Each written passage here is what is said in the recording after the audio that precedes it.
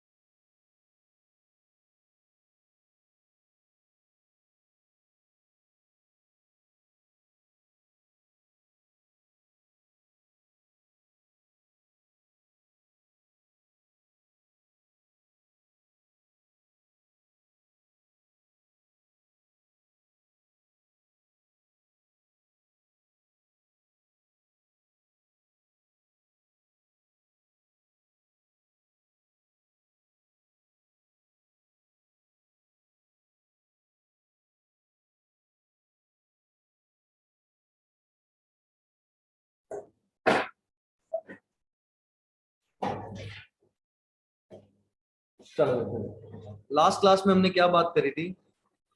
अब एक जनरल सी थोड़ी सी बात रिकैप सा करते हैं। हमने दो चीजें डिराइव कर ली थी, एक रेडियस और एक क्या डिराइव किया था, वेलोसिटी। ठीक है, उसमें दो इक्वेशंस बनाई थी हमने, थोड़ी सी एक बार बात कर लें दोबारा से, फिर चलते हैं आगे। कि ऐसे न्यूक्लियस था, फिर वो पक्का विश्वास है तुम घर जाके रिवाइज नहीं करके आए होगे, करा क्या? क्या था ये चार्ज Z इंटू ई। क्या माना हमने, एटॉमिक नंबर Z, तो उसमें कितने प्रोटॉन होंगे? Z proton. एक प्रोटॉन का चार्ज E मान लिया तो टोटल चार्ज कितना हो गया? Z। तो बोर ने क्या बात बतली थी कि एक अंदर वाला फोर्स F1 और बाहर वाला फोर्स F2, ये दोनों क्या रहे होंगे? बराबर। F1 फोर्स कौन सा फोर्स था? सेंट्रीपिटल फोर्स ना। तो वो क्या होता है, K Q1 Q2 by r square divided by r square. तो F1 की वैल्यू क्या आ गई थी अपनी? KZ E² by r square. अच्छा, दूसरा उसने क्या बोला, जो सेंट्रीफ्यूगल फोर्स होता है जो सर्कुलर मोशन में लगता है वो क्या होता है? MV² by are. तो उसने पहली चीज क्या बोली कि दोनों फोर्सेस क्या होंगे? बराबर। तो उसने एक इक्वेशन दी थी, KZ E² by r square is equal to MV² by r. ये क्या हो गया, पहली इक्वेशन। चेक करो ये बात सही है। इसने पहली चीज क्या बोली थी कि जो नेट अंदर वाला फोर्स है और जो बाहर वाला फोर्स है वो क्या रहेगा, बराबर। इसीलिए इलेक्ट्रॉन उसी सर्कुलर पाथ में घूमता रहता है ना। दूसरी चीज इसने क्या बताई थी, एंगुलर मोमेंटम नाम की चीज होती है ना। एंगुलर मोमेंटम होता क्या है, m into v into r. तो इसने क्या बोला, angular momentum m v r किसके बराबर होता है,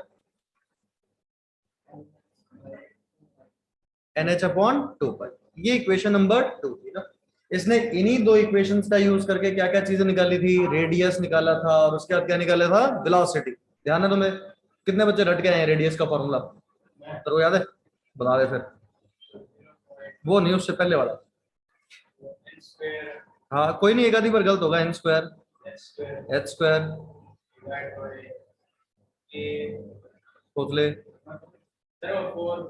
हाँ 4 pi squared M K Z E square, ये था। और इसी को हमने सिंप्लीफाई करके जब लिखा था क्या लिख दिया था, 0.529 into n square by Z.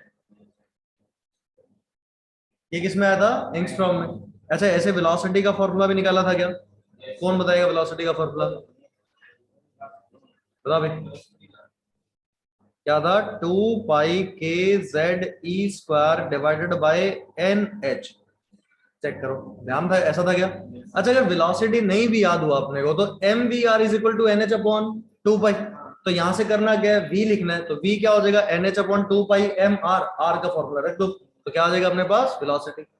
इसको जब हमने सिंप्लीफाई किया था तो v का फॉर्मूला क्या बना था, 2.18 इंटू 10⁶। और एक इसमें आया था, कहाँ पे, हाँ हो देगा। वो हमने करा नहीं जान करके, क्यों ऐसा, क्योंकि सिर्फ मैं एम बी स्क्वायर बोलूँ ना तो देख के पता नहीं चलेगा क्या चीज है। अगर मैं बोलूँ m v square by are तो पता चलेगा फोर्स है, k Z E square by r square क्या चीज है, फोर्स। इसलिए हमने काटा नहीं, काट देते तो लिख सकते हैं, वो तो कोई परेशानी नहीं। पर हमने इक्वेशन ऐसी क्यों लिखी, ताकि हम ये देख पाए कि एक फोर्स है और दूसरा भी क्या है, फोर्स, और दोनों बराबर है ना। सिर्फ ये रिप्रेजेंटेशन के लिए काट देंगे हम, कोई दिक्कत नहीं हो तो उसमें। इक्वेशन बनाने का ये तरीका है ना। अब इतनी दो बातें हम कर चुके थे ना। हमने एक क्या बात करी थी, रेडियस की, एक क्या बात करी थी हमने, वेलोसिटी की। आज बात करते हैं इलेक्ट्रॉन की एनर्जी के बारे में ना। देखो अगर कोई इलेक्ट्रॉन है घूम रहा होगा तो उसके पास काइनेटिक एनर्जी भी होगी और उसके पास पोटेंशियल एनर्जी भी होगी, क्योंकि चार्ज पार्टिकल है। एक पॉजिटिव चार्ज और एक नेगेटिव चार्ज के बीच में पोटेंशियल एनर्जी होती है क्या, बताओ क्या फॉर्मूला होता है पोटेंशियल एनर्जी का, वो तो फोर्स होता है, माइनस के Q one Q two by r लिखवाया था ऐसा अट्रैक्शन के केस में, एक पॉजिटिव चार्ज और एक नेगेटिव चार्ज। तो उन दोनों की हम यहाँ बात करते हैं ना। तो पहले एनर्जी का फॉर्मूला नहीं डिराइव होगा, पहले ये होगा कि टोटल एनर्जी में जो काइनेटिक और पोटेंशियल उनमें रिलेशन क्या है, वहां से थोड़ी सी बातें करते हैं ना।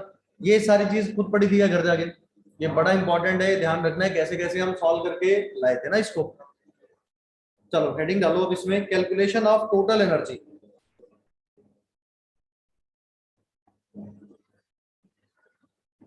एसोसिएटेड विद इलेक्ट्रॉन ऐसे लिख दो।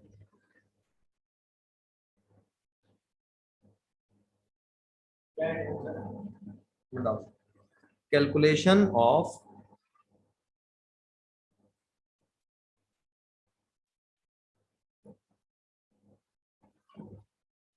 टोटल एनर्जी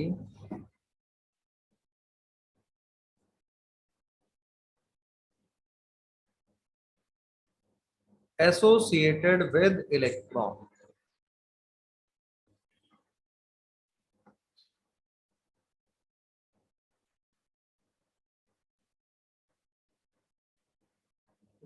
अब ये भी पहले सुनना एक बार, बाद में आराम से नोट करना, देखते चलो। ये क्या चीज मान लें फिर से, क्या था, ये न्यूक्लियस है, ये बोर ऑर्बिट जिसमें इलेक्ट्रॉन घूम रहा है। अच्छा इलेक्ट्रॉन घूम रहा है तो इसकी कुछ ना कुछ वेलोसिटी रही होगी, वी वेलोसिटी, सही है। यहाँ पे अगर बात करें, इसमें चार्ज कितना है, z मल्टीप्लाइड बाई ई, सही है। अब ये जो टोटल एनर्जी होगी किसी भी इलेक्ट्रॉन की, इस इलेक्ट्रॉन के पास दो फॉर्मूले चीजें, एक क्या है इसके पास, काइनेटिक एनर्जी, और एक इसके पास क्या है, क्या है टोटल एनर्जी, काइनेटिक प्लस क्या रहा होगा, पोटेंशियल। अब अगर काइनेटिक एनर्जी की बात करें, कोई चार्ज पार्टिकल, मतलब या कोई भी जिसका पार्टिकल का मास m हो, वेलोसिटी v हो, तो काइनेटिक एनर्जी क्या होती है, ये सुना हुआ सभी ने, काइनेटिक एनर्जी क्या है, हाफ एम वी स्क्वायर। अब बात करते हैं पोटेंशियल एनर्जी की। देखो पोटेंशियल एनर्जी का फॉर्मूला होता है माइनस ऑफ के Q1 into Q2 divided by are. सही है। यहां अगर फॉर्मूले में वैल्यू सब्स्टिट्यूट करें तो क्या बन गया होगा, माइनस ऑफ के, एक चार्ज क्या है जेड ई, एक चार्ज क्या है ई, डिवाइडेड बाय आर, क्या बन गया, माइनस ऑफ के Z E square by r. ये होगी पोटेंशियल एनर्जी, और ये क्या होगी इसकी, इलेक्ट्रॉन की काइनेटिक एनर्जी। अच्छा इनमें मेरे को रिलेशन बताना है कि बताओ पोटेंशियल एनर्जी और काइनेटिक एनर्जी में रिलेशन क्या है। तो वो रिलेशन निकालने के लिए थोड़ी सी बात करते हैं। देखो अपने को एक रिलेशन पता है, ये बोर ने जो दिया था, क्या दिया था, k Z E square by r square is equal to, क्या बोला था इसने, m v square by r बोला था ऐसा। क्या एक आर से एक आर कैंसिल कर दें, सही है। इस तरफ क्या बच गया, k Z E square by r, और इधर क्या बच गया, एम वी स्क्वायर। दोनों साइड हाफ से मल्टीप्लाई कर दो, मल्टीप्लाई बोथ साइड्स बाय 1/2। तो ये क्या बन गया, 1/2 टाइम्स ऑफ के Z E square by r, और ये क्या बन गया, 1/2 ऑफ, बताओ सही है यहाँ तक। अच्छा हाफ एम वी स्क्वायर क्या चीज हो गया, बहुत बढ़िया। ये बताओ k Z E square by r क्या है, क्या माइनस ऑफ पोटेंशियल एनर्जी होगी क्या। देखो पोटेंशियल एनर्जी के फॉर्मूले क्या था, माइनस के Z E square by are. तो k Z E square by r क्या होगा, माइनस ऑफ पोटेंशियल एनर्जी। तो देखो क्या बन गया यहाँ पे कि kinetic energy is equal to क्या, minus of potential energy by 2 हो गया क्या, क्योंकि वहां पे हाफ भी था, 1/2 into minus of potential energy. तो पहला एक इंपॉर्टेंट रिजल्ट आ गया काइनेटिक और पोटेंशियल के बीच में रिजल्ट रिलेशन। तो देखना जब भी मैं लाल डब्बा बनाता हूं तो वो इंपॉर्टेंट फॉर्मूला होता है ना। तो एक रिलेशन क्या आया काइनेटिक और पोटेंशियल में रिलेशन, कि kinetic energy is equal to minus of potential energy divided by क्या हो गया 2। फिर नेक्स्ट बात करते हैं इसमें, अब टोटल एनर्जी को इसकी फॉर्म में लिखते हैं। देखो टोटल एनर्जी क्या थी, काइनेटिक एनर्जी प्लस, कोई परेशानी इसमें। अब एक काम करते हैं, यहां दो काम करते हैं।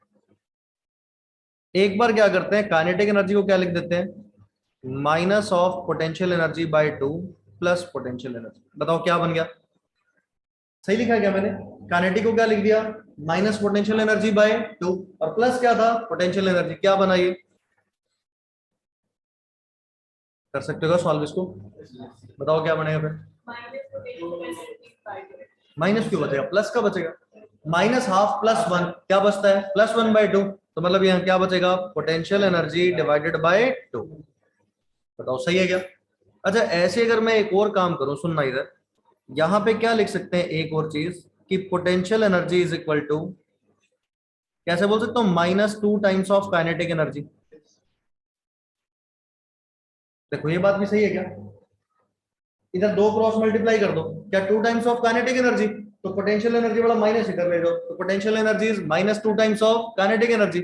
अब फिर से सब्स्टिट्यूट करो, काइनेटिक एनर्जी को तो काइनेटिक एनर्जी रहने दो, पोटेंशियल एनर्जी लिख दो 2 टाइम्स ऑफ काइनेटिक एनर्जी, क्या बच गया,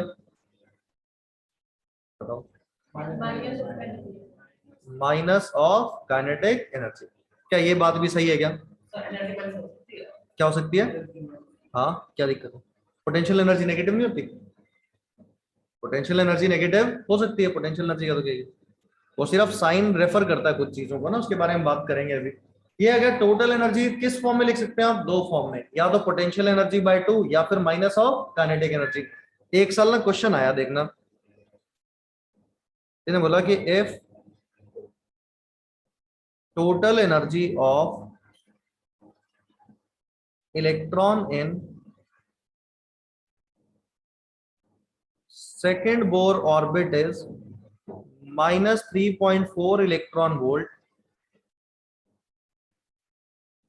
Calculate its kinetic energy in second Bohr orbit. बताओ क्या लगता है तुम्हें, क्या आंसर होना चाहिए। ये जितना लाल डब्बे में लिखा हो रहा है इसी से कहीं से आंसर आएगा।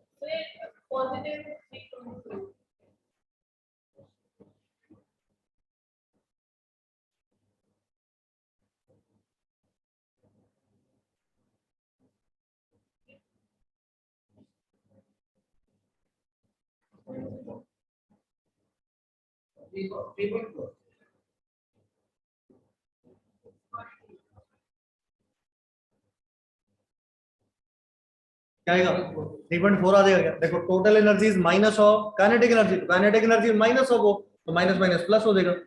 इस फॉर्मूले का यूज कर सकते हैं क्या? टोटल एनर्जी क्या है? Minus of kinetic energy. तो अगर टोटल एनर्जी माइनस 3.4 तो काइनेटिक एनर्जी क्या हो जाएगी? तो ये लिख दें माइनस ऑफ काइनेटिक एनर्जी, तो यहां से काइनेटिक एनर्जी कितनी आ गई?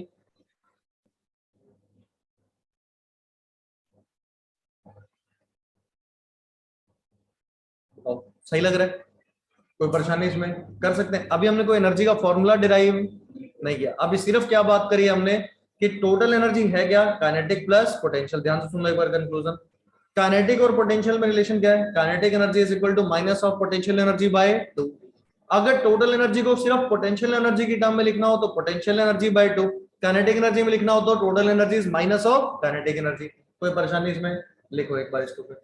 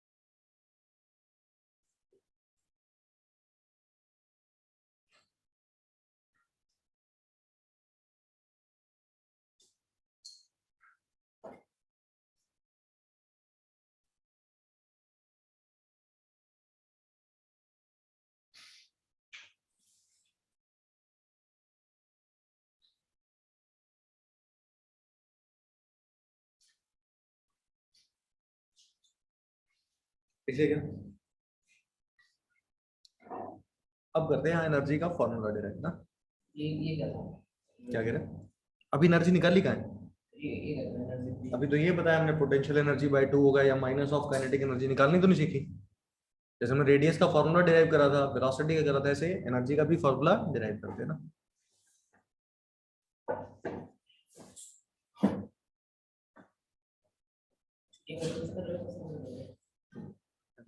पढ़ लेंगे, क्या हो गया,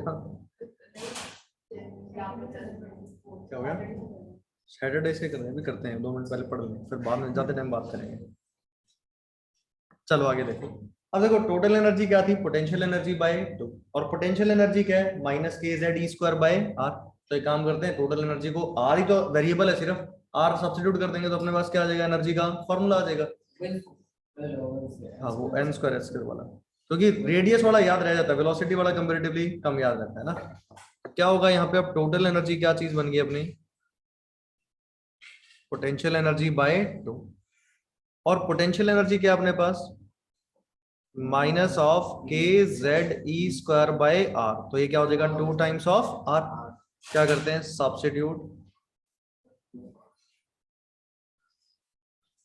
वैल्यू ऑफ आर। आर की वैल्यू क्या होती है, N squared H squared divided by 4 pi squared M K Z E squared, यही होता है। कर देते हैं सब्स्टिट्यूट, तो माइनस ऑफ के Z E squared 2 times of R की जगह रख देते हैं N squared H squared pi squared M K Z ई स्क्वायर। सही है यहाँ तक?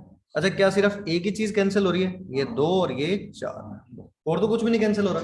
अभी सारा टर्म कहाँ चला जाएगा, ऊपर। तो ऊपर जाएंगे, देखते हैं क्या क्या चीजें मल्टीप्लाई होती है।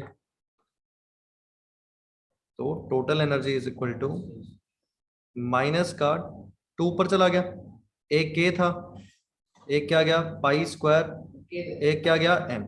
अच्छा दो, हाँ के का स्क्वायर हो गया, 2 टाइम्स ऑफ, या एक काम कर लो ऐसे लिख दो, पाई स्क्वायर एम, फिर क्या हो गया के का स्क्वायर, जेड का भी squared, E to the power 4 divided by energy का फॉर्मूला आ गया क्या?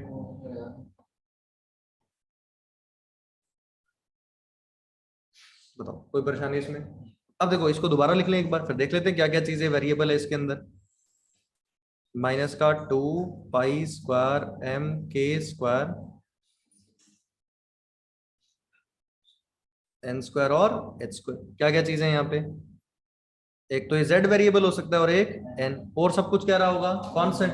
तो सारी वैल्यू जब सब्स्टिट्यूट करते हैं तो फॉर्मूला बनता है ये माइनस ऑफ 13.6 इंटू में z squared by N squared. अच्छा एनर्जी किसी ना किसी यूनिट में आती होगी, तो हमने यूनिट एक नई पढ़ी थी इलेक्ट्रॉन वोल्ट एनर्जी की। तो ये एनर्जी किस में आएगी, इन इलेक्ट्रॉन वोल्ट। अच्छा एक इलेक्ट्रॉन वोल्ट कितने जूल के बराबर होता है, 1.6 इंटू 10⁻⁻19 ऑफ जूल। कोई बात परेशानी इसमें? अब एक काम करते हैं, इसको जूल में भी निकाल सकते हैं क्या फॉर्मूले को। अब देख 13.6 को 1.6 से मल्टीप्लाई कर देते हैं, देखो ये बनेगा 21.8, अपन वो वेरीफाई भी कर लेते हैं। 13.6 मल्टीप्लाइड बाय 1.6, ये बनता है 21.76, तो कितना हो गया 21.8। तो 21.8 इंटू 10 की पावर -19 होता, तो अगर -18 करना है तो क्या कर दें, 2.18 कर दें, क्या कर दें 2.18। तो अगर इस एनर्जी को किसकी फॉर्म में लिखें, अगर जूल की फॉर्म में, तो क्या लिखेंगे, या एक काम कर लो, ऐसे ही पढ़ा रहने दो, क्यों छेड़छाड़ करते हो, पहले एक बार ही लिख देते ताकि परेशानी ना हो। एक बार सही है, ये 21.8। अगर लिखना हो इसको क्या, -19 को -18 कर दें तो क्या हो जाएगा, एक डिवाइड बाय 10 आएगा क्या, तो क्या बन जाएगा 2.18। तो इसलिए मैक्सिमम टाइम मैंने लिख दिया एक बार दिखाने के लिए।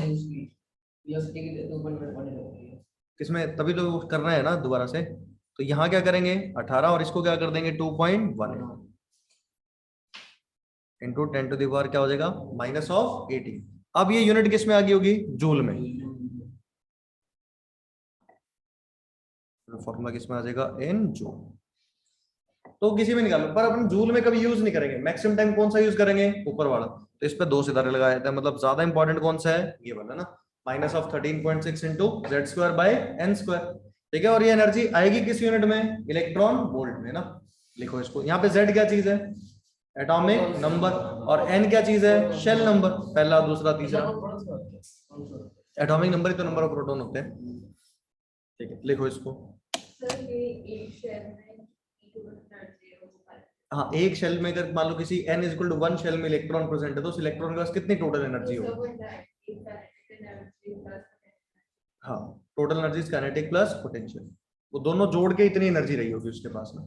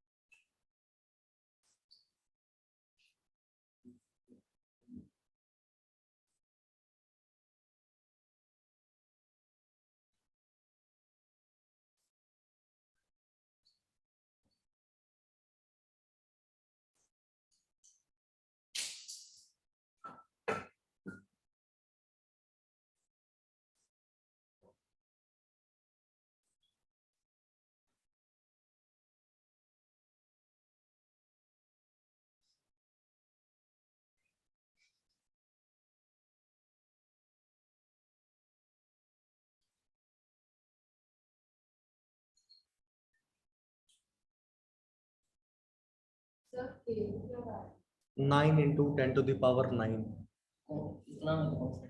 इसका कुछ नहीं, electrostatic constant force of attraction का, जो K(Q1Q2/r² में आता था। अभी पूरी सब्स्टिट्यूट करके देखनी है अपने को वैल्यूज ना, तो बहुत लंबा कैलकुलेशन हो जाएगी, डायरेक्ट रिजल्ट याद रखना उसके बाद।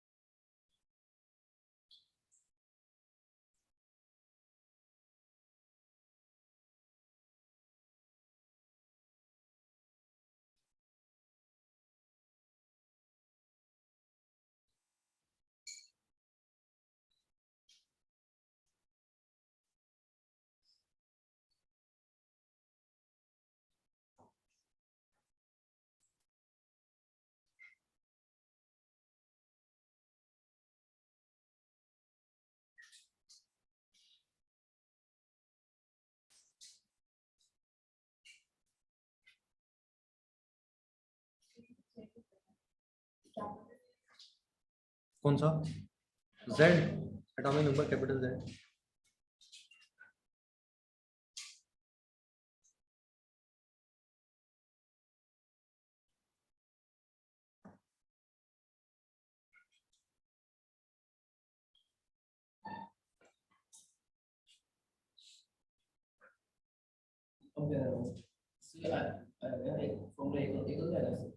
इससे एनर्जी ना, एनर्जी का तो यही फॉर्मूला है। अच्छा, उसमें भी सब्स्टिट्यूट कर दो माइनस ऑफ काइनेटिक एनर्जी, तो भी सेम फॉर्मूला ही बनेगा, -2π²m kz ही K²Z²e⁴ n²h², सेम आएगा।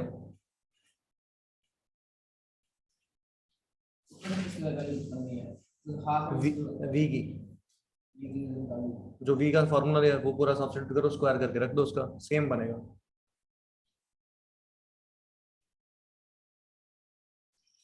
कर ली नोट? अब देखो यहाँ पे क्वेश्चन जब आसान करने होंगे ना, तो अपने को हाइड्रोजन की कुछ एनर्जीज को याद रखना है ना। तो क्या करते हैं, इससे आगे चलते हैं। क्या हो गया?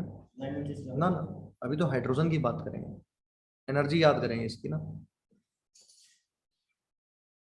4 हाइड्रोजन एटम। अच्छा, हाइड्रोजन एटम में Z की वैल्यू कितनी होने वाली है? 1।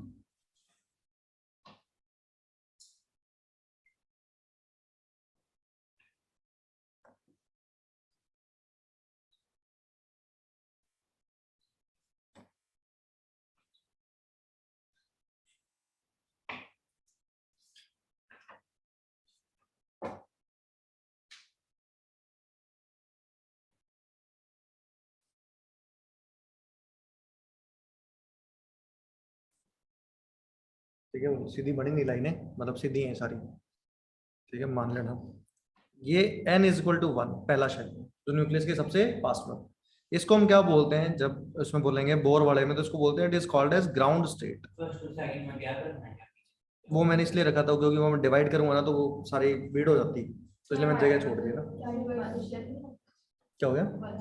ग्राउंड स्टेट में है, इलेक्ट्रॉन उसके बाद भी तो जा सकता है हायर में, एनर्जी देते हैं तो इलेक्ट्रॉन पहले से दूसरे में भी जा सकता है, तीसरे में भी जा सकता है। फिल्ड एक होता है, खाली तो है बहुत सारे। शेल तो इन्फाइनाइट तक हो सकते हैं। शेल क्या चीज है, तुम ऐसे सोच रहे हो ऐसे कुछ पाथ बने हुए होंगे? तो भाई ये न्यूक्लियस है। हाइड्रोजन में ये पता है कि 0.529 एंगस्ट्रॉम पे क्या रहा होगा, एक सर्कुलर पाथ रहा होगा, वहां इलेक्ट्रॉन है। इसका डबल कर दें, मल्टीप्लाइड बाय 4, 2.116 एंगस्ट्रॉम पे एक और रीजन हो सकता है जहां पे इलेक्ट्रॉन घूम सकता है नहीं वहां पे? जगह तो है भाई, कहीं ऐसे थोड़ा ना कि जगह खत्म होगी, इसका जगह तो बहुत सारी आगे है ना। तो वो क्या चीज होता है कि इलेक्ट्रॉन, ये क्या चीज है, सर्कुलर पाथ है। अब जैसे ये है, यहाँ पे मैं ऐसे गोल गोल गोल घूमना लग जाऊं, तो कुछ जगह ऐसे थोड़ा ना कि बाउंड्री बनी हुई होगी। मैं ऐसे भी घूम सकता हूँ पास में, मेरा मन करे नहीं थोड़ा और बड़ा घूम लेता हूँ, किसी और मन करे नहीं थोड़ा और घूम लूँ, तो घूम सकता है ऐसे। तो वो क्या चीज है, शेल फिल्ड क्या होता है उसमें, ग्राउंड स्टेट में पहला होता है ना। ग्राउंड स्टेट, अब तो इलेक्ट्रॉन बाहर भी निकालेंगे, आयनाइजेशन एनर्जी नाम की चीज सुनी होगी तुमने। हम इन्फानाइट पे लेके जाएंगे इलेक्ट्रॉन को। कहां पे लेके जाएंगे? इन्फानाइट पे, मतलब बहुत दूर न्यूक्लियस से। फिर n इज इक्वल टू 2 को क्या बोला जाता है, it is called as first excited state. ये नाम है, बहुत बार गड़बड़ करते हैं ना। वो बोलता है फर्स्ट एक्साइटेड स्टेट, हम n इज इक्वल टू 1 ले लेते हैं, और फर्स्ट एक्साइटेड स्टेट क्या होता है, n इज इक्वल टू 2। फिर n इज इक्वल टू 3 को क्या बोलेंगे? Second excited state. n is equal to 4 को क्या बोलोगे? Third excited state. n is equal to 5 को क्या बोलोगे? Fourth excited state. बस यहां तक ही ध्यान रखना है ना। वो है n is equal to infinite, मतलब न्यूक्लियस से हम इनफाइनाइट डिस्टेंस पे लेके बहुत दूर, जहां पे न्यूक्लियस और इलेक्ट्रॉन में कोई फोर्स ऑफ अट्रैक्शन नहीं है। अब ये क्यों लिखा है ऐसा मैंने, क्योंकि मैं सभी की एनर्जीज याद करूंगा। क्या याद रखूंगा? E1 की एनर्जी बताओ क्या होगा, फॉर्मूला क्या होता है एनर्जी का? माइनस ऑफ 13.6 इंटू में Z squared by N squared. अच्छा, जेड की वैल्यू कितनी है? 1, 1 का स्क्वायर 1। क्या नीचे डिवाइड बाय हर बार एन का स्क्वायर होता रहेगा? तो यहाँ पे पहले में क्या बनेगा, माइनस ऑफ 13.6 डिवाइडेड बाय 1 का स्क्वायर, कितना आ जाएगा? -13.6 इलेक्ट्रॉन वोल्ट। अच्छा, n इज इक्वल टू 2 में क्या करना पड़ेगा? माइनस ऑफ 13.6 डिवाइडेड बाय 2 का स्क्वायर कितना हो जाएगा? 4। 4 होगा। 2 का स्क्वायर कितना होता है? 4। तो ये सॉल्व करने पे डाटा याद रखना है, तुम सॉल्व करने में कई देर लगा दोगे। 3.4 इलेक्ट्रॉन वोल्ट। तीसरे में 5 में 9, ये क्या बनेगा? माइनस का 1.51 इलेक्ट्रॉन वोल्ट। फिर E4 में क्या करना पड़ेगा? -13.6, 4 का स्क्वायर कितना हो गया? 16। ये होता है -0.85 electron volt. E5 minus of 13.6 कितना? 25। ये बनेगा -0.544 इलेक्ट्रॉन वोल्ट। अच्छा, इनफानाइट पे इसमें ना एनर्जी नेगेटिव कैसे है? क्योंकि पोटेंशियल एनर्जी क्या चीज होती है? माइनस के Q one Q two by R. यहाँ डोमिनेटिंग एनर्जी कौन सी है? पोटेंशियल एनर्जी ना, क्योंकि क्या फॉर्मूला लिखा हमने? Total energy potential energy by two. और पोटेंशियल एनर्जी कैसे होती है? माइनस के जेड स्क्वायर बाय आर। वो तो एक टेस्ट चार्ज को हम कितना दूर लेके जा रहे हैं वो वर्क डन होता है ना।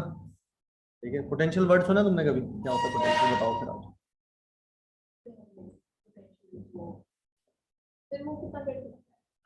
क्या कर सकते हैं वो? नहीं, इसमें पोटेंशियल फिजिक्स में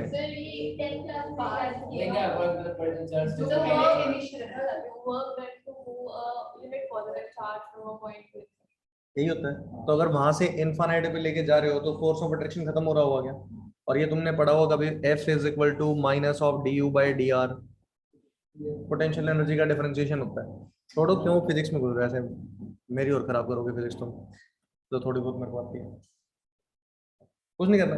ये क्या चीज है? पोटेंशियल एनर्जी नेगेटिव होती है, इसलिए वो साइन किसका आ रहा है? नेगेटिव का ना। ये डाटा याद रह जाएगा क्या? अगर ये नहीं याद रहा तो बहुत सारे क्वेश्चन टफ हो जाएंगे। ठीक है, सीक्वेंस में कैसे याद करना है? -13.6, माइनस का 3.4, -1.51, -0.85, -0.544। ये ध्यान रखना है ना। ठीक है, अभी तो और भी याद करेंगे कुछ चीजें, एक बार लिखो तो सही इसको। किसमें? ये मेरे को 11वीं क्लास से याद है मेरी। ये चार अक्षर याद करने में क्या था? सब कुछ क्या? सब कुछ तो मेरे को याद ही नहीं है।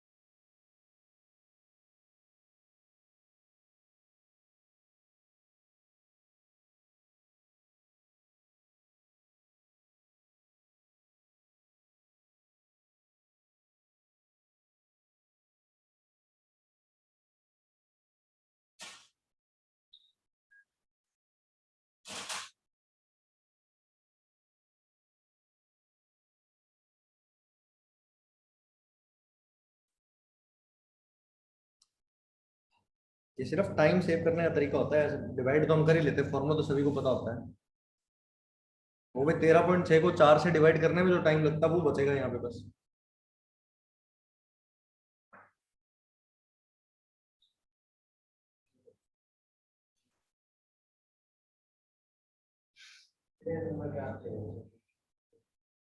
नंबर नंबर कोई बात नहीं होता, पेपर बने कहीं से भी। एक क्वेश्चन तो आता ही है पक्का। स्ट्रक्चर ऑफ एटम का एक क्वेश्चन हर पेपर में आएगा।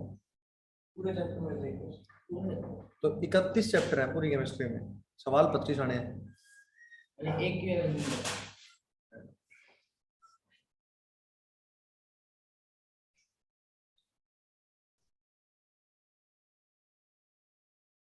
अभी 2 साल बाद की बातें नहीं सोचनी, अभी सोना है जो चल रहा है वो सीखना है बस।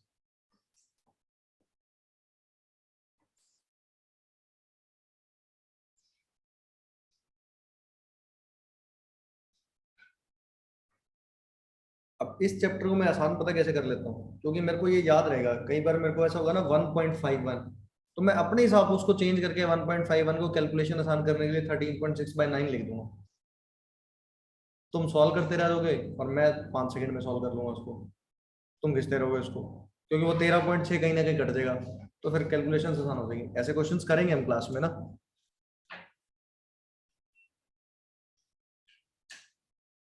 जो पूरे क्वेश्चंस करके आते हैं ना, वो टाइम ही सेव करते हैं।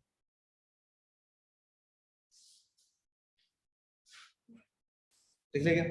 इनफाइनाइट की एनर्जी लिख लो 0। अब यहाँ एक बात बताओ कंक्लूजन में सोच के, अगर n की वैल्यू बढ़ रही है तो टोटल एनर्जी बढ़ रही है घट रही है? सोच लो आराम से। कम हो रही है। -13.6 से 0 क्या हो रही है? इंक्रीज। अच्छा काइनेटिक एनर्जी के बारे में बताओ।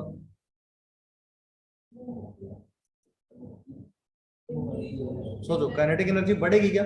देखो n इज इक्वल टू 1 की टोटल एनर्जी -13.6, तो काइनेटिक एनर्जी 13.6, माइनस माइनस का साइन हटता देगा, तो 13.6। अगले में काइनेटिक एनर्जी 3.4, अगले में काइनेटिक एनर्जी 1.51।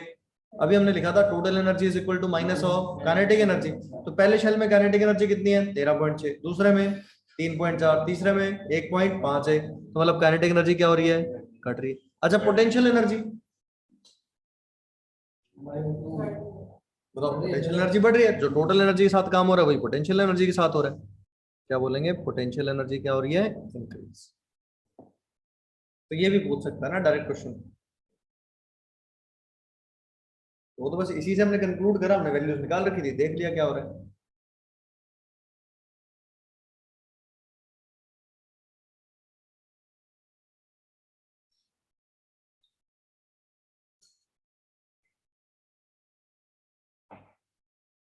अभी ये सारे हाइड्रोजन एटम के लिए कुछ चीजें चलेंगी ना।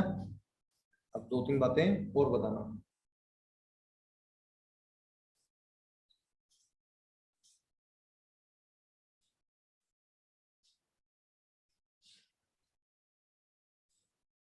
देख लिया? अब देखो तुमने सारी एनर्जीज लिखी हुई हैं, अब सिर्फ तुम्हें माइनस कर करके बताने हैं ना। क्या पूछ रहा है वो हाइड्रोजन एटम के लिए? E2 माइनस E1, मतलब सेकंड की एनर्जी माइनस फर्स्ट की energy. E3 minus E1, E4 minus E1, E infinite minus E1। ठीक है, और एक इधर पूछ रहा है E2 माइनस E1, कॉन्जुगेटिव में पूछ रहा है ना। E3 माइनस E2, ये एनर्जी लिखी तो हमने। E1 एनर्जी क्या है? -3 पर। डिफरेंस निकाल रहे हैं एनर्जी का अपना। E4 माइनस E3, वह बहुत है ये तीन ही होगा। अच्छा बताओ पहला क्या होगा? E2 की वैल्यू कितनी है? -3.4, माइनस माइनस ऑफ 13.6 क्या प्लस हो जाएगा? 13.6, तो 13.6 माइनस 3.4 कितना हो जाएगा? 10.2 इलेक्ट्रॉन वोल्ट। सही है? ऐसे निकाल के बताओ सारी वाला और तुम्हारा, या डायरेक्ट बताता रहूं मैं, या कर दोगे? माइनस तो कर देते होगे है। 13.6 माइनस क्या होगा? E3 क्या होता है? 1.51, कितना बन जाएगा? 12.09। ठीक है, अगला क्या होगा? 13.6 माइनस 0.85, 12.75। अच्छा इनफाइनाइट वाली कितनी हो जाएगी फिर? वो 0, तो 13.6 ही बचेगा। बताओ एक बार। अच्छा एनर्जी डिफरेंस बढ़ता जा रहा है घटता जा रहा है? बढ़ रहा है, तो मतलब क्या होगा? E2 माइनस E1 क्या रहा होगा? कम। E3 माइनस E1 उससे ज्यादा, E4 माइनस E1 उससे ज्यादा, और इनफाइनाइट वाला बताओ एक बार, ये बात सही लग रही है क्या? मतलब अगर हमने n इज इक्वल टू 1 को फिक्स कर दिया, तो एक बार 2 के साथ डिफरेंस, एक बार 3 के साथ डिफरेंस, 4 के साथ डिफरेंस, 5 के साथ, 6 7, इनफाइनाइट से 1, तो सबसे ज्यादा डिफरेंस किस में रहा होगा? इनफाइनाइट और 1 में, और सबसे कम किस में रहा होगा? 2 और 1 में। कैसे चल रहा होगा? ठीक है। अब ये E2 माइनस E1 यहाँ पे क्या होगा? ये डिफरेंस सबसे ज्यादा होगा। E2 माइनस E1 कितना होगा? 10.2 इलेक्ट्रॉन वोल्ट। अच्छा E3 माइनस E2 कम हो गया होगा, क्योंकि E3 कितना होता है? 0.85, और वो कितना? 3.4 माइनस 1.51, कितना बन जाएगा? 1.89 हो जाएगा क्या? करके देखो, E3 कितना है 1.51 और वो कितना 3.4, तो 3.4 माइनस ये करना पड़ेगा। अब E4 और E3 में डिफरेंस, E4 कितना होता है 0.85 और ये कितना बनेगा फिर 0.66, करके देखो यही बनेगा क्या? हाँ मैंने तो करके, तुम वैसे मैथ्स तो इतना तो स्ट्रॉन्ग होना चाहिए तुम्हारा। अब देखो ये एनर्जी डिफरेंस घटता जा रहा है क्या, मतलब सबसे ज्यादा एनर्जी डिफरेंस कौन सा रहा होगा कॉन्सेक्यूटिव में, E2 माइनस E1 वाला। फिर E3 माइनस E2 क्या रहा होगा उससे कम, E4 माइनस E3 उससे कम, अच्छा E5 माइनस E4 उससे कम, तो ऐसे ऊपर चलते जाएंगे तो एनर्जी डिफरेंस और कम होता जाएगा।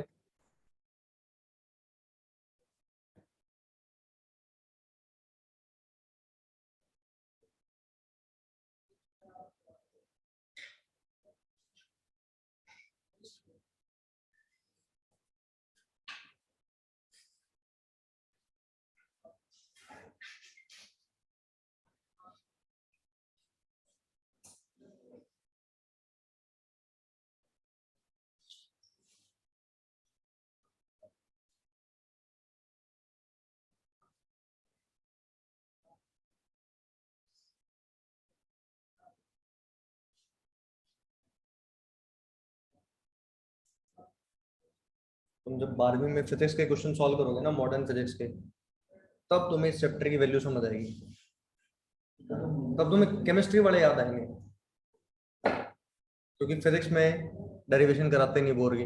और अब जिस साल जैसे जेई मेन में सवाल आ रहे हैं, फिर वो सॉल्व ही नहीं होते। तब जो पुराने 12th वाले बच्चे बैठे हैं, इनके मैं ही कराता हूँ मॉडर्न फिजिक्स के सॉल्व, फिजिक्स वाले मास्टर से भी नहीं होते सॉल्व।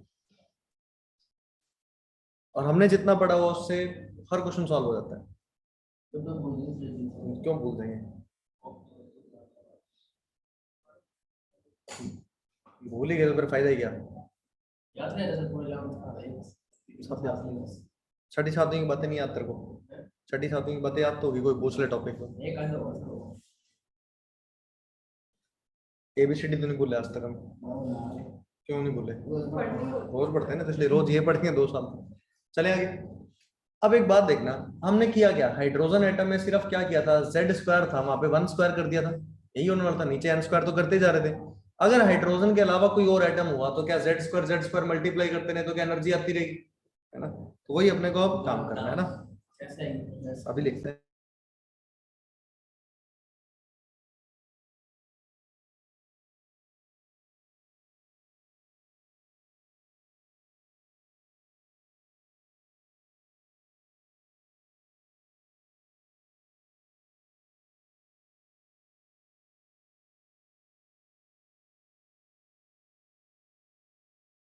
हाँ अभी जरूरत पड़ेगी इसकी ना, क्यों, अब देखना इससे क्वेश्चंस बड़े आसान होते रहेंगे। तुमने अभी पढ़ी नहीं चीजें आगे वाली, क्यों चले आगे चलेंगे जब देखेंगे एप्लीकेशन। एनर्जी डिफरेंस तो अगर मान लो दो की एनर्जी पता है, माइनस तो कर ही सकते हैं, तो वो तो ना भी पता होगा तो हम क्या माइनस कर लेंगे 2 मिनट लगा के। अब अगर बात करें for atom other than hydrogen,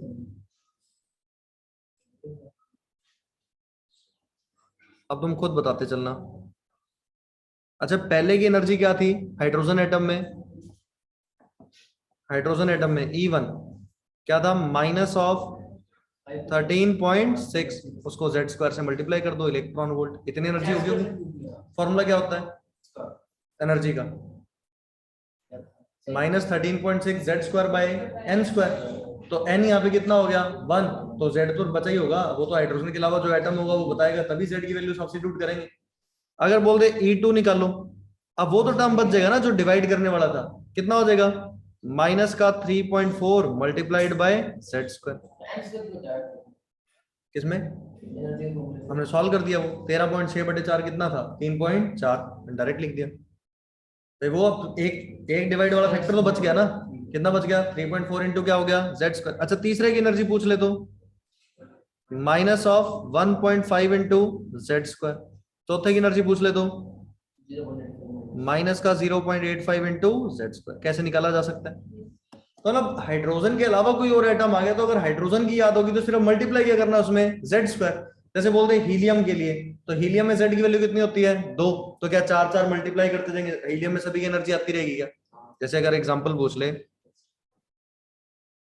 कि बोल दे E2 ऑफ हीलियम प्लस, बताओ।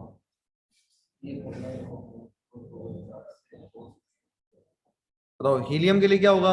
3.4 इंटू में -10.4 करना, मल्टीप्लाई कितना होता है?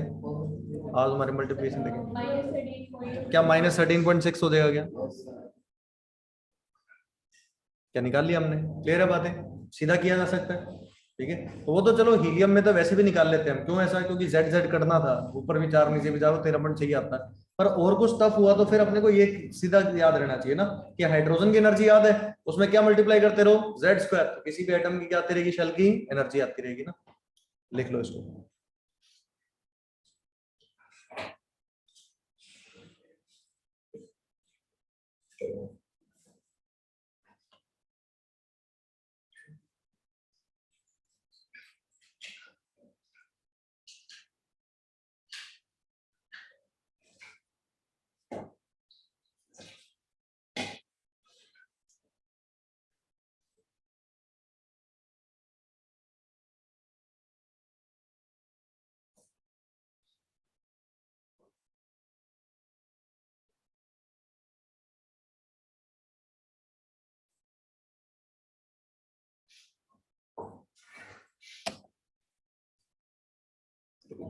कौन बताएगा ऐसी कोई थोड़ी सी बात? मान लो हम सर्कुलर मोशन में घूम रहे हैं ना, तो मेरी फ्रीक्वेंसी क्या होगी अगर मैं एक चक्कर लगा रहा हूँ ऐसे सर्कल के अंदर?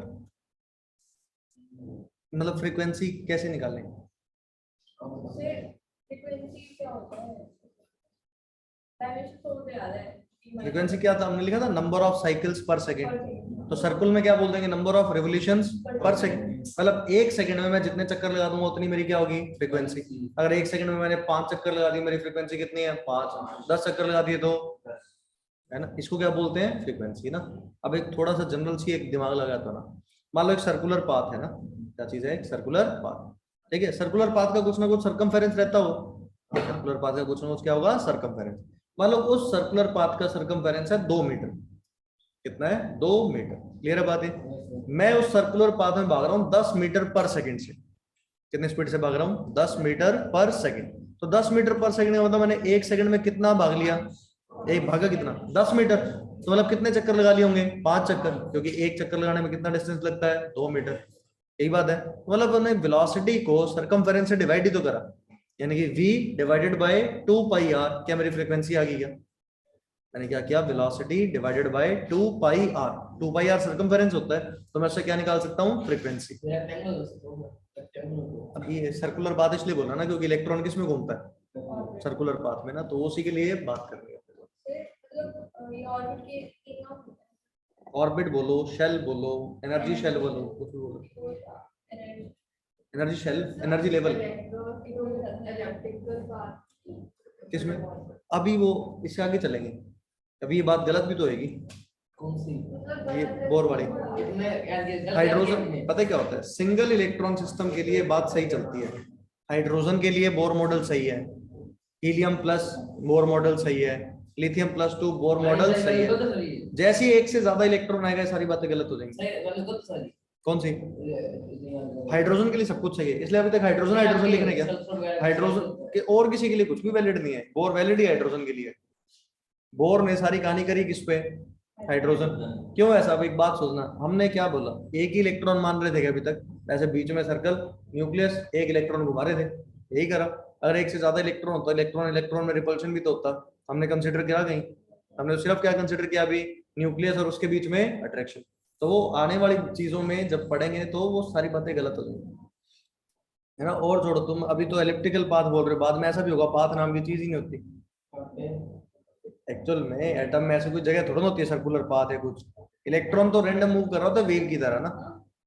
तो उसमें एक नया वर्ड आ जाएगा ऑर्बिटल करके, कि एक ऐसा रीजन जहां पे इलेक्ट्रॉन मिलने की प्रोबेबिलिटी सबसे मैक्सिमम है।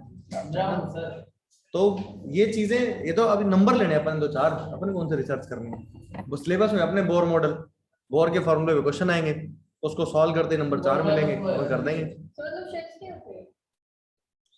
ऐसा कोई सर्कुलर पाथ नाम की चीज नहीं है। पहले तो एटम ही नहीं दिखता। एटम की फोटो तो अब थोड़े दिन पहले खींची गई है, 3-4 साल पहले, है ना। पहला स्ट्रॉन्शियम का एटम है जिसकी फोटो खींची गई। मैं लास्ट में दिखाऊंगा तुम्हें फोटो मेरे पास। पहला आइटम। जब मैं सर्च करती थी मॉलिक्यूल्स उसमें ना मॉलिक्यूल्स के बीच में वो भी दिखा रहा था क्या बॉन्ड बॉन्ड थोड़ा सा होता कुछ, लाइन दिखा के इमेज में तो कुछ भी नहीं दिखता, वो डाइफ्रैक्शन होता है ना वो, उसके अंदर सिर्फ ये पता चलता है कि कहाँ से लाइट जाके वापस आ गई या एक्सरे टकरा के वापस आ गई, तो मतलब वहां कोई चीज रही होगी, तो वो उसकी इमेज बोल देते हैं कि यहाँ पे ऐसी इमेज है ना। चलें आगे का। कितने पॉइंट हो गए, एनर्जी निकाली। अब लिखो फ्रीक्वेंसी ऑफ इलेक्ट्रॉन। अब फॉर्मूला नहीं डिराइव करेंगे, अब देखना तुम्हारे लिए थोड़ा सा आसान कर देते हैं।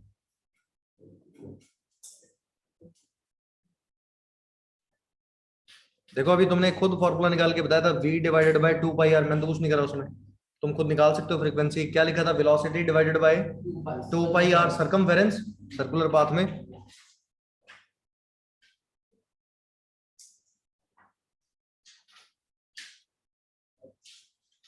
तुमने क्या बोला, velocity divided by 2 pi R, खुद ही बताया तुमने ये बात तो। अच्छा वेलोसिटी का फॉर्मूला क्या था, 2.18 into 10⁻⁶ multiplied by z by n, मतलब वेलोसिटी किसके डायरेक्टली प्रोपोर्शनल थी,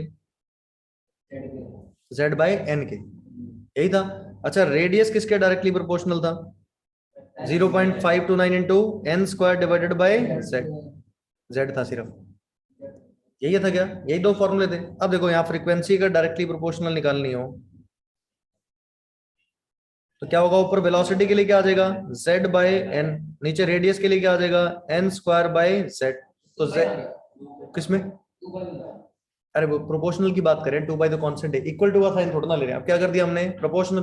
अब देखो z ऊपर जाके क्या हो जाएगा, z स्क्वायर, और नीचे क्या बच जाएगा, n का क्यूब। तो क्या बोल सकते हैं, फ्रीक्वेंसी को f लिख दूंगी अब, it is directly proportional to z squared divided by, बताओ इसमें कोई दिक्कत क्या। अगर पूरा फॉर्मूला डिराइव करने का दे फिर क्या थोड़ा टाइम लग जाएगा, और तो क्या है, v का फॉर्मूला याद है, r का फॉर्मूला याद है, सब्स्टिट्यूट करेंगे फिर फ्रीक्वेंसी आ जाएगी। पर वो निकालनी नहीं है, फ्रीक्वेंसी में हमेशा रेशो पूछेगा, तो रेशो में प्रोपोर्शनल वाला काम चल जाता है ना। इसमें हाँ वो, हाँ रेशो में क्वेश्चन पूछेगा, अगर वैसे पूछेगा तो फिर निकालना पड़ेगा, वो इतने ज्यादा क्वेश्चन आते नहीं, मेन 3 फॉर्मूले थे, इसके आगे तो हम कुछ चीजें वैसे डिराइव कर रहे हैं ना। टाइम पीरियड के बारे में क्या विचार है,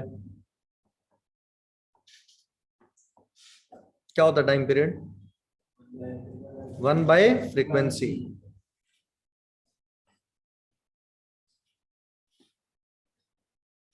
तो यहाँ पे भी हम वही लिखेंगे कि किसके डायरेक्टली प्रोपोर्शनल है ना। तो क्या हो गया, नहीं अब इलेक्ट्रॉन का टाइम पीरियड निकाल रहे हैं ना, क्या होता है 1 बाय फ्रीक्वेंसी। अच्छा फ्रीक्वेंसी किसके डायरेक्टली प्रोपोर्शनल है, z squared bye n cube, तो टाइम पीरियड किसके डायरेक्टली प्रोपोर्शनल हो जाएगा, n cube by z square.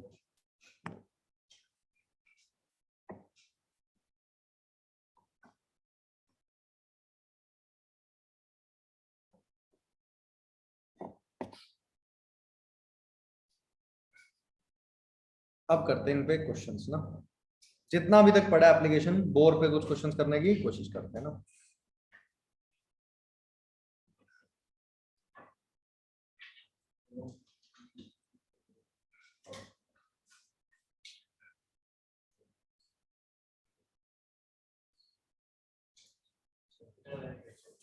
क्या हो गया,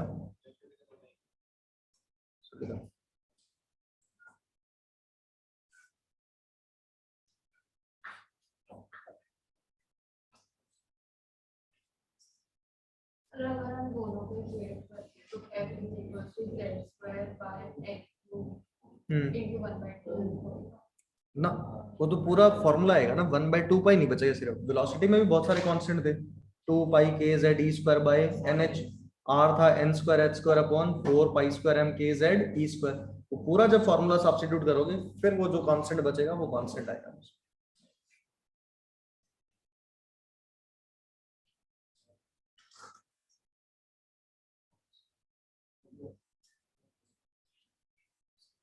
करें भी क्वेश्चन सब,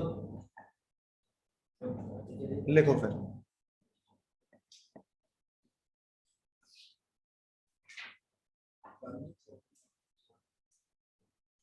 क्या था, रेडियस ऑफ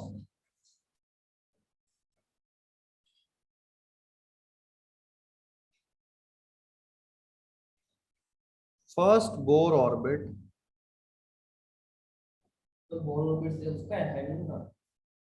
नहीं किसी के वजह बोर ने जो ऑर्बिट दी वो बोर ऑर्बिट ना, के एल एम एन वाले ना। Hydrogen atom is 0.53 angstrom. 0.529 बोल के क्या बोला इसने? 0.53। कह रहा है कैलकुलेट रेडियस ऑफ, क्या हो गया? क्या नहीं होते? बोर ने तो भी बताए थे, बोर की तो चलेगी, अभी तो क्वेश्चन बोर पे चल रहे हैं।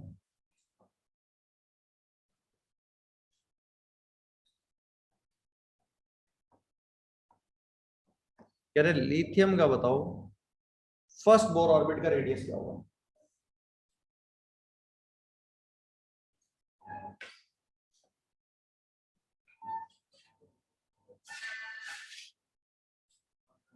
चलो रेडियस का फॉर्मूला रेडियस पूछ रहा तो रेडियस क्या लगेगा?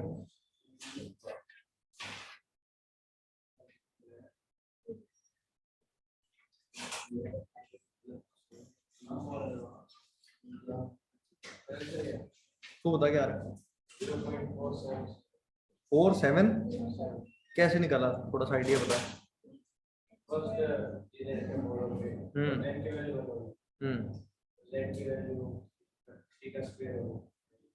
स्क्वायर तो होता ही नहीं उसमें। फॉर्मूला क्या होता है? 0.529 n square by Z, divide by Z होता है वो भी।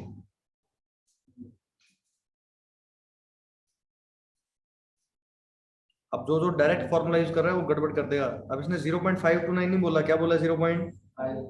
तो मतलब जो ए नॉट की वैल्यू थी वो 0. क्या है? 53।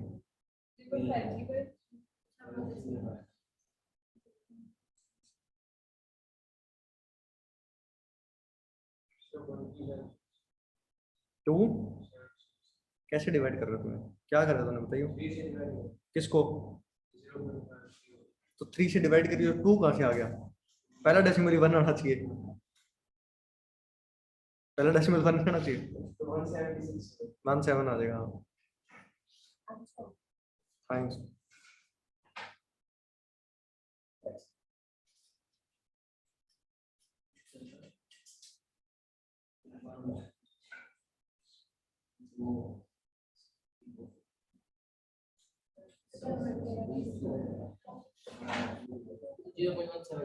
Zero point one seven.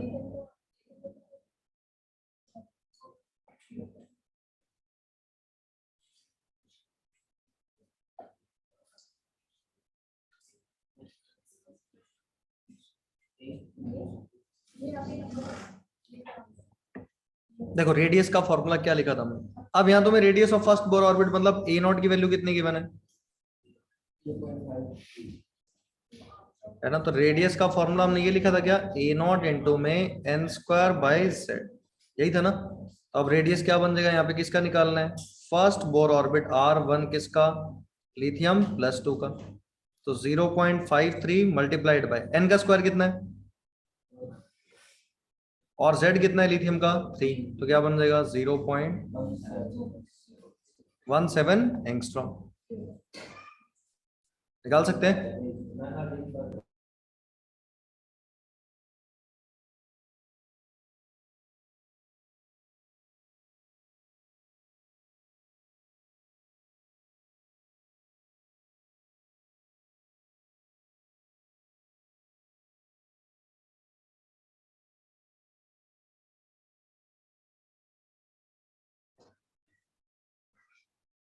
चले आगे। अब थोड़ा सा दिमाग लेने वाला क्वेश्चन एक बार सोचना, क्या कर पाओगे तुम? दिमाग नहीं है वैसे, घटिया था सवाल। ऑप्शन दे दूंगा मैं, फिर तुम तुक्का भी मार पाओगे।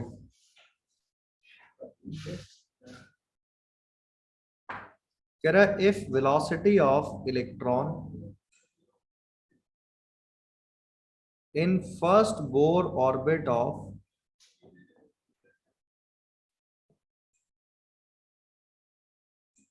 हाइड्रोजन एटम इज v,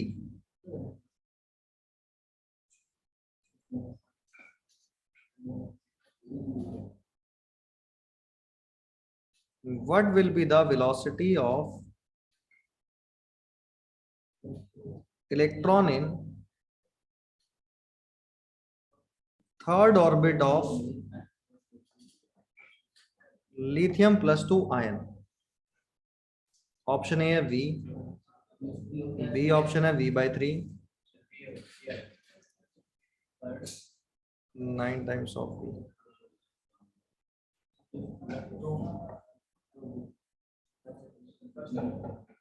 कैसे निकाल लिया तुमने? कैसे निकाला? तरीका तो बता। क्या किया तूने? Z/n कट गया वो आपस में ऐसा। 3V और सोच लो 3/2 भी तो ऑप्शन ही नहीं है। लिथियम का एटॉमिक नंबर 3 होता है और शेल नंबर भी 3 ही है उसका। कहाँ है? थर्ड ऑर्बिट बोला उसने। फॉर्मूला क्या है?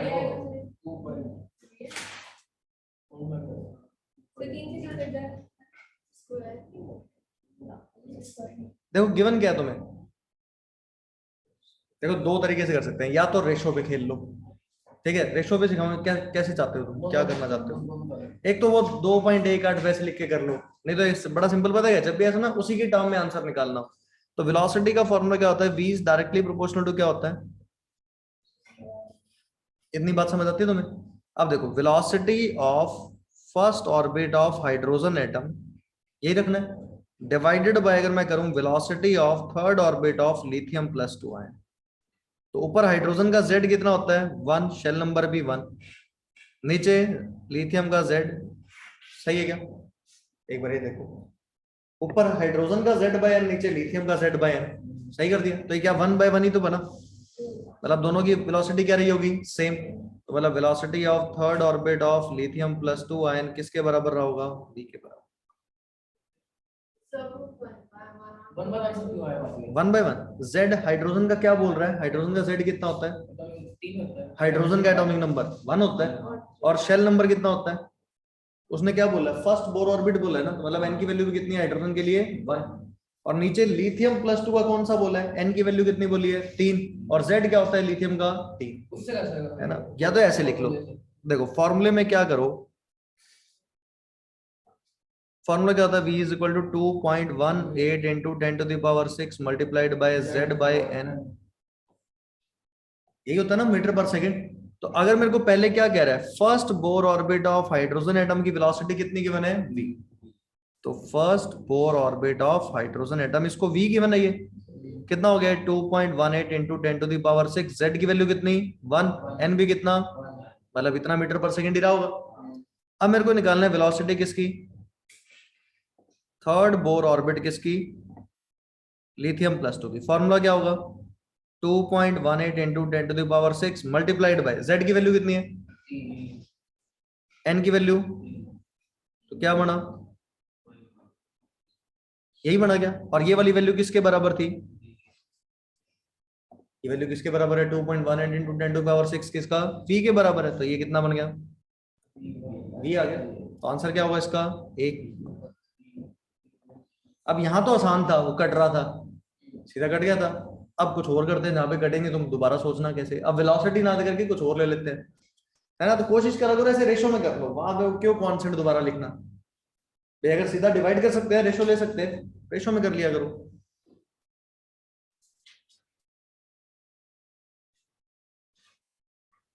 ऐसा कुछ भी रैंडम लिखो जो भी दिमाग में आएगा ना, फिर देखते हैं क्या करोगे। क्या फ्रैक्शन में आ जाएगा, क्या दिक्कत है?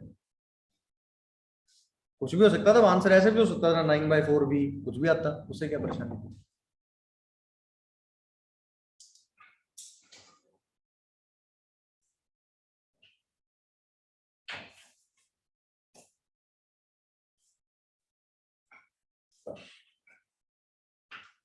तो कोशिश किया करो रेशो में सॉल्व करने की, दोनों में डायरेक्टली प्रोपोर्शनल लिखो और दोनों को डिवाइड कर दो। तो जब भी रेशो में लिखोगे कांस्टेंट तो कट जाना, वो इक्वल टू का साइन आ जाएगा रेशो में। चले आगे। अब एक क्वेश्चन लिखो,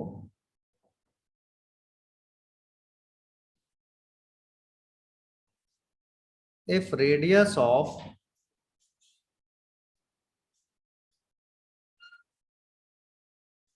second Bohr orbit of lithium +2 ion is x, ठीक है, लिथियम +2 आयन का सेकंड बोर ऑर्बिट का रेडियस कितना गिवन है, x गिवन है ना।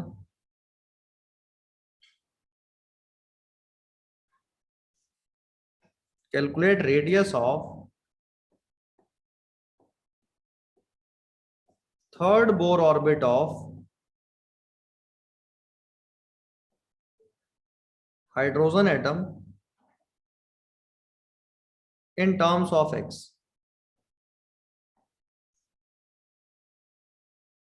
x की टर्म्स में बताना है। सोचो क्या किया जाए।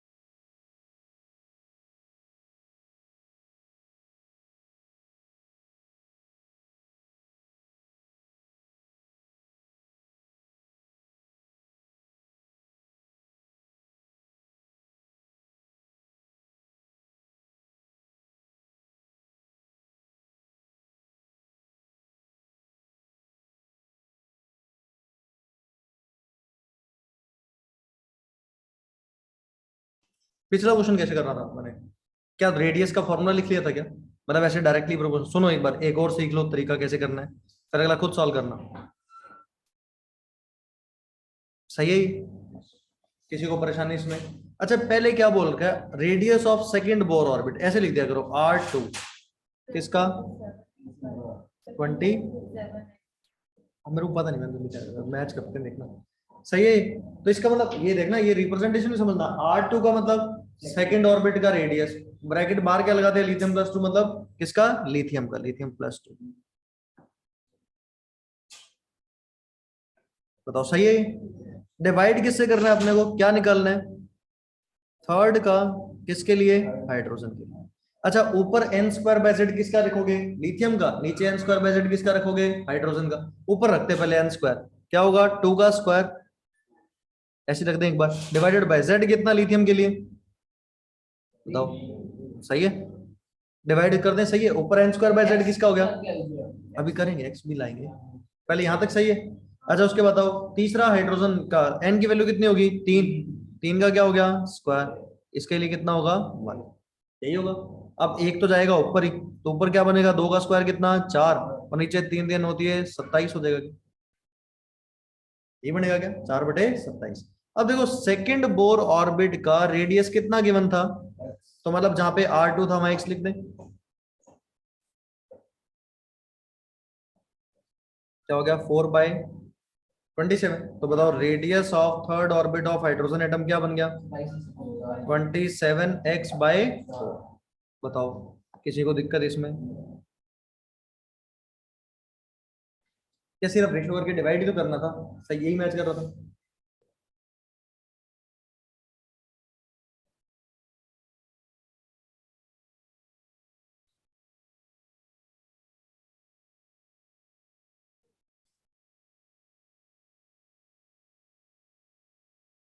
है ना, रेशो में फायदा पता क्या होता है, अगर कभी हाइपोथेटिकल चीज दे देना कुछ, तो फिर चीजें आसान हो जाती हैं सॉल्व करना। तुम कई बार खुद का फॉर्मूला लगा लोगे 0.529 n²/z, उसने कुछ और दे रखा होगा। तो हमेशा कोशिश करो एक का गिवन हो उसी के टर्म में दूसरे का निकालना, तो हमेशा क्या करो डायरेक्टली प्रोपोर्शनल लिख के क्या निकालो, रेशियो। देखते हैं एक और खुद सॉल्व करना, किसकी टर्म में, वेलोसिटी वाला कर ले।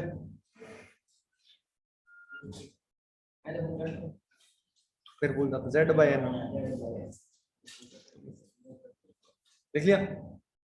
चलो एक और सॉल्व करो।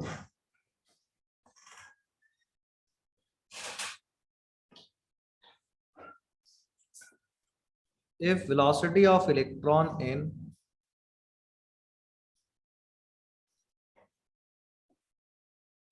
third Bohr orbit of helium plus ion is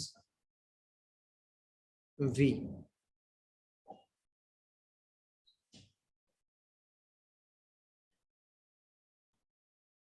calculate velocity of electron in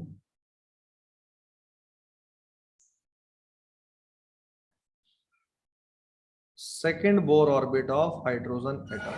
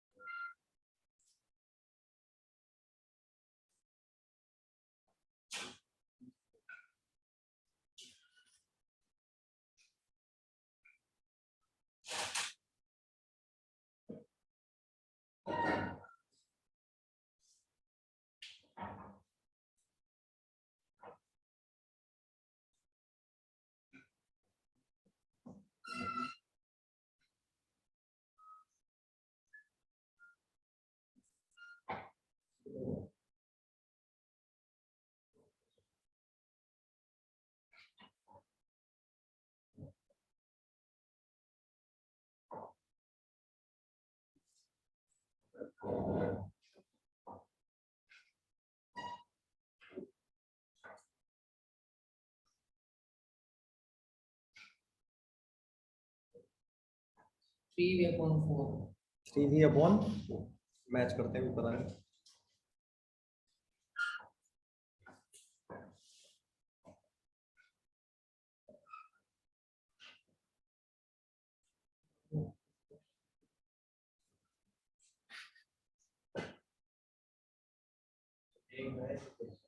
ऐसे ही आते हैं।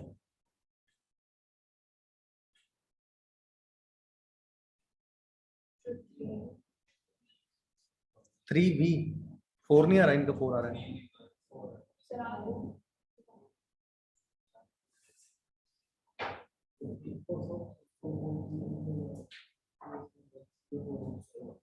Z/n लगाना था, Z/n लगाया।